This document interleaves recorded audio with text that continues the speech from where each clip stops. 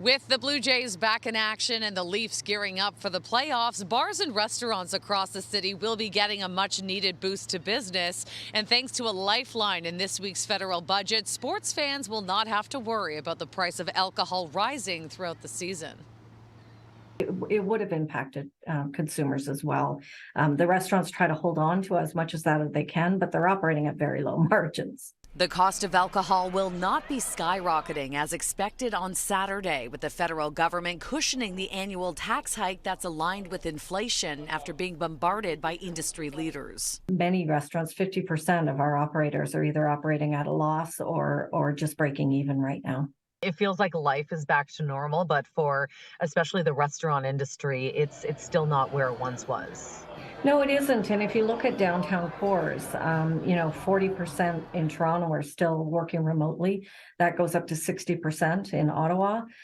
That's huge traffic impacts. That hits bottom lines. The alcohol tax was set to go up 6.3% on April 1st, but after several lobby groups called on Ottawa to freeze it, the government decided to cap the tax at 2% instead. The president of Beer Canada calls it a relief for brewers and consumers. A 6.3% increase on beer taxes would have been like building this 10-foot impenetrable wall that would just have been unbreachable. So 2%, it's more like a hurdle. You can clear a hurdle, you can't clear a wall. If the excise was added to the other factors that we already know of, we were predicting something around a 10% flow-through impact on beer prices this year. The hospitality industry is still struggling since the pandemic hit 3 years ago. Bars and restaurants were among the hardest hit with extended closures and capacity limits. Claudia DeSanti with the Ontario Chamber of Commerce tells me a sky-high tax on alcohol could have been a nail in the coffin for some businesses. Inflation is a big challenge right now.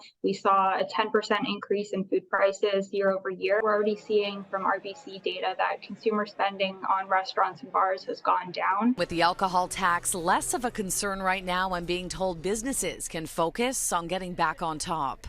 The Jays are back in action and the Leafs are, gearing for the playoffs. I mean, is this a good time of year for bars and restaurants? You know what? It is. Those are great things because they bring people out. Now, industry advocates were also hoping that the federal budget would have extended the payback time on some of those pandemic loans handed out to small businesses. According to the Ontario Chamber of Commerce, about 20% won't make the deadline.